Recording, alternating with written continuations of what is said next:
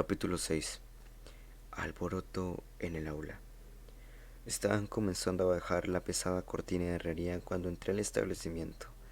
Mi respiración era agitada y sonora, tal vez por eso decidieron atenderme aun cuando fuese hora de cerrar.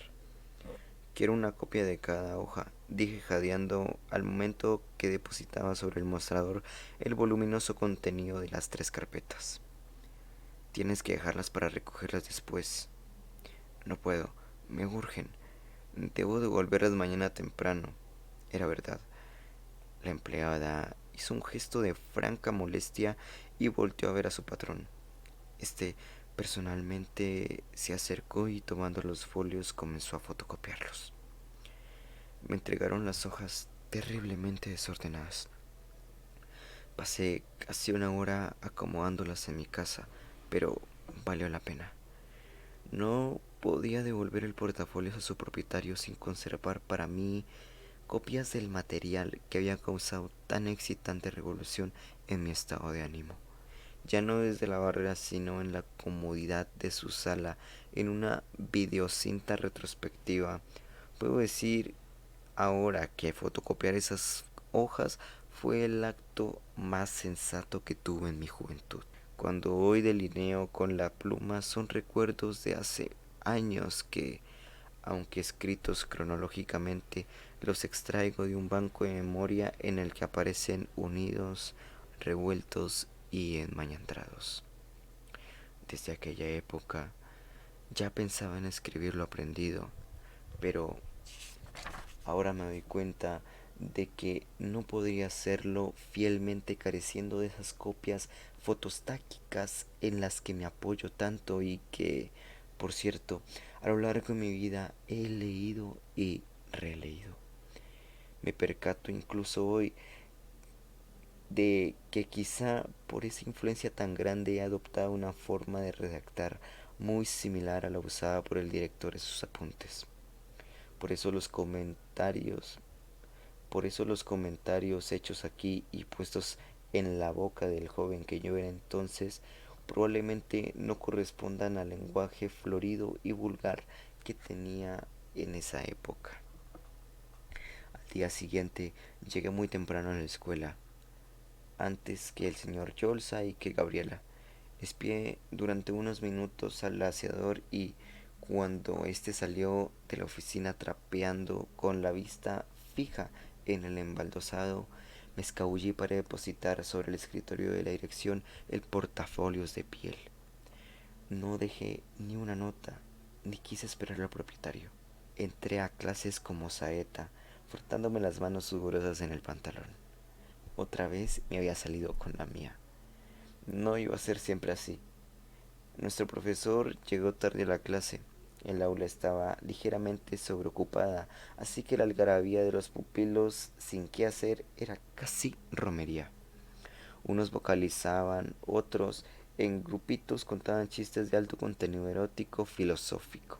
Otros se jaloneaban y se golpeaban en un retozo brusco y peligroso. Unos pintarrajeaban las paredes mientras otros jugaban al perro y la liebre, persiguiéndose groseramente sobre los pupitres y compañeros como si no existieran. Los vapores iban subiendo de tono al paso de los minutos. Un profesor impuntual en una escuela preparatoria puede ser el culpable de que los alumnos terminen quemando las instalaciones, y el profesor Ricardo era impuntual, además de tímido y ansioso. Cuando entró al salón con 40 minutos de retraso, nadie hizo el menor intento por comportarse. El recinto se había convertido en una bacanal. Pululaban los gritos y quejidos, émulos de aullidos, balidos, mugidos y bramidos. Esos encima de estos opinaban sobre las chicas, y las chicas se quejaban agrediendo como respuesta a aquellos. Hacía calor y había humedad. El profesor intentó callarnos, pero fue abuchado estrepitosamente a más de recibir proyectiles manufacturados con bolas de papel, cuadernos y lápices. Como niño asustado se cubrió el rostro impotente y todos nos reímos de él. No éramos un grupo de delincuentes como los que se veían en las películas estadounidenses de pandilleros. Solo éramos muchachos comunes y corrientes, empuñando erróneamente el estandarte de la libertad. En esa escuela casi cualquier maestro hubiera podido detener la bataola y controlarnos, pero no Ricardo. Le faltaba autoridad, siempre le había faltado. Jóvenes, nos espetaba casi inaudible. Tranquilícense o llamaré al director. Pero sabíamos que no se atrevería a hacerlo. Era como declarar abiertamente ante su jefe lo incompetente que era. Sin embargo, infiero que el ruido producido ese día en ese lugar traspasó una tras otro los canceles de la escuela porque repentinamente la puerta se abrió y apareció el señor Yolsa. Los gritos fueron bajando de intensidad hasta convertirse en mar de murmullos. Todos volvimos a nuestro sitio escudándonos en la quietud del grupo.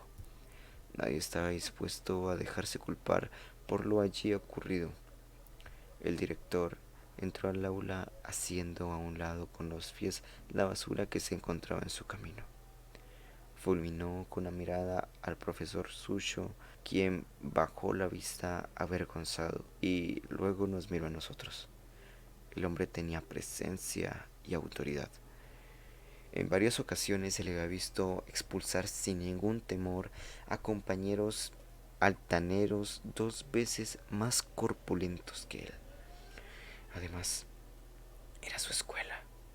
De inmediato me percaté de que en la mano derecha traía la carpeta azul del portafolios, la que contenía sus apuntes a máquina, como si al estar revisándolos hubiese tenido que venir deprisa al salón trayéndolos consigo sin darse cuenta. Me sentí sumamente angustiado al pensar que pudiera mencionar algo del botín recientemente recuperado, así que me agaché tratando de pasar desapercibido. Se pasó frente al pizarrón sin hablar. Cuando advirtió de reojo las obras pictóricas en él realizadas, se dejaron oír unas risillas furtivas. Plasmado sobre el encerado estaba la caricatura flacucha y larga del profesor Ricardo, unida morbosamente a la rechoncha efigie de la profesora Anita. Dentro del contorno, como en una radiografía clandestina, se habían dibujado los entes sexuales de los docentes. Un renacuajillo narigón arrojándose sobre la pelotilla sonriente que le alargaba los brazos. Yolsa tardó un poco en reaccionar. Finalmente, empuñó el borrador e hizo desaparecer con mano firme la ilustración. Es una lástima, pensé. Realmente era un buen dibujo. Luego pasó la mirada sobre su caprichoso público y movió la cabeza. Lucía cansado y preocupado. En su talante no se advertía enojo alguno, era más bien algo parecido a la desilusión. No me molesta lo que ha pasado aquí, dijo finalmente con voz grave. Son jóvenes, están llenos de energía, la euforia se desborda por sus músculos. Se encogió de hombros. No me molesta, es normal. Quiero decir, yo también fui estudiante y era divertido alocarse y desafiar la autoridad. Yo entiendo eso. Parecía un cenobita luchando por comprender filosofías ascéticas. Comenzó a caminar de un lado a otro del salón muy lentamente.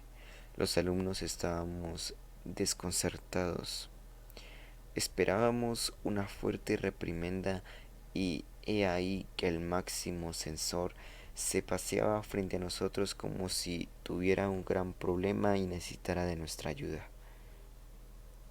Estoy tratando de entender, comenzó a alzar la voz. ¿Por qué jóvenes mayores como ustedes, que deberían estudiar ya en la universidad, han decidido echar a perder su vida? ¿Por qué no están preocupados por salir del hoyo? ¿Por qué siguen reprobando materias con tan despreocupado descaro?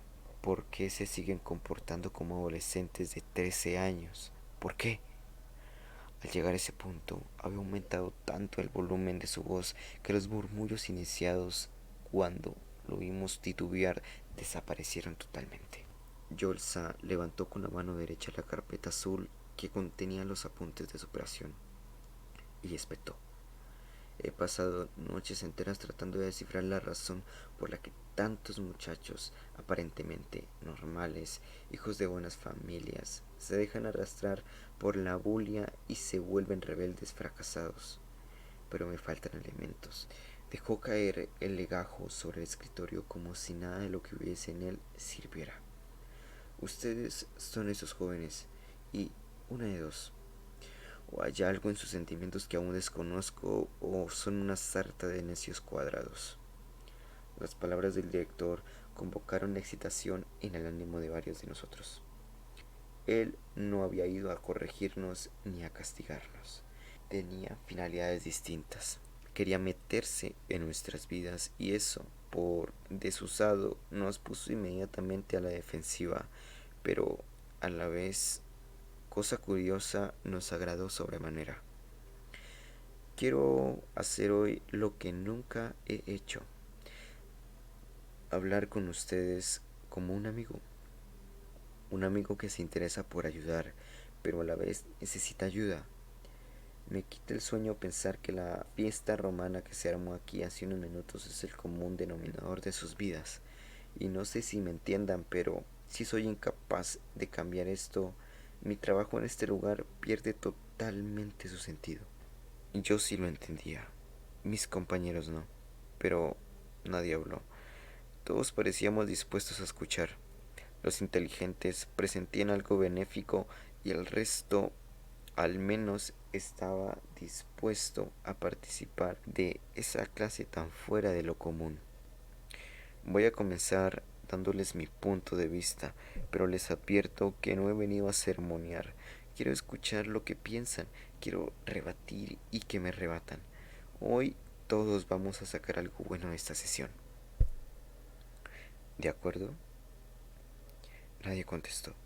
Estábamos acostumbrados a los regaños, las amenazas y los gritos, y esa actitud de complicidad nos desconcertaba. El director parecía ávido de comunicarse, como si estuviera seguro de que obtendría algo.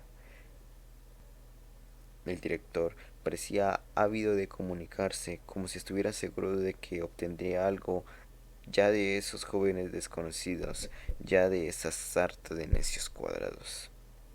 Recordé que la sencillez de corazón era el primer paso para aprender. Recordé que la sencillez de corazón era el primer paso para aprender. Recordé que para poder recibir un mensaje no debía criticar, ni buscar defectos, ni censurar la apariencia del expositor y, puesto que estaba recibiendo un ejemplo claro de humildad, yo mismo quise concentrarme en ella. Ignoro lo que mis compañeros pensaban, pero se adivinaba un ambiente ansioso. Lo que sí sé es que ninguno imaginó que esa ocasión se convertiría en una de las lecciones más inolvidables de nuestras vidas. He llegado a la conclusión de que la mayoría de ustedes son maduros en muchos aspectos, excepto uno: su sentimiento de aceptación social. Por eso han fracasado en los estudios y por eso hacen tantos dislates. La gente necesita ser aceptada y querida por los demás. Es una necesidad psicológica del ser humano. Prueba de ello es que cuando nos vemos desplazados o ignorados, la ira se despierta fácilmente en nosotros. Así de simple. Ustedes no se sienten lo suficientemente queridos y aceptados. Nadie pareció en un principio muy de acuerdo con el diagnóstico y varios de mis compañeros se adelantaron al borde de la silla dispuestos a protestar. Me emociona un poco. La polémica se ponía interesante. El director caminó hacia el escritorio, tomó la carpeta azul entre sus manos y hojeó el contenido hasta que se detuvo y comenzó a leer. El individuo que se cree poco aceptado, adopta algunas de las siguientes actitudes. Primero, se retrae para convertirse en un ser callado, tímido y huidizo. 2. Hace bromas, chistes pesados o protagoniza agresiones, siempre escondido entre los demás. 3. Tiene una marcada tendencia a hablar de sí mismo y no es capaz de escuchar a alguien sin pensar a la vez lo que contestará para seguirse vanagloriando. 4. Adopta actitudes fingidas y acomoditicias para ser aceptado, aparenta ser lo que no es y dice pensar lo que no piensa. 5. Es tímido y servil con los poderosos y autoritario y burlón con quienes creen tener poder. 6. Se autoetiqueta en casi todo. Con frecuencia se clasifica diciendo: yo soy de las personas que. 7. Se preocupa excesivamente por su apariencia física. 8. Critica constantemente a los demás. La voz del señor Jolsa resonó en el aula como si tuviera eco. Cerró su carpeta lentamente y nos miró uno por primera vez. Mis compañeros, que parecían tan dispuestos a objetar, lo habían pensado mejor, así que cuando levanté la mano todos me observaron ansiosos. Yo mismo me asombré de haberlo hecho, pero eso que el maestro leyó me parecía desmedido. Me identificaba con los 8 puntos. Cuando Yolsa me dio la palabra, el corazón comenzó a latirme hasta el dolor. De algo puedo estar seguro: nadie saldría de ahí sin haber aprendido algo. Ok, ese fue el capítulo 6 del libro Un grito desesperado de Carlos Cuauhtémoc Sánchez. Y nada, espero que le den like a este video, suscríbanse y no olviden activar la campanita para que YouTube les avise cuando suba un nuevo video. Ok, nos vemos hasta la próxima. Chao.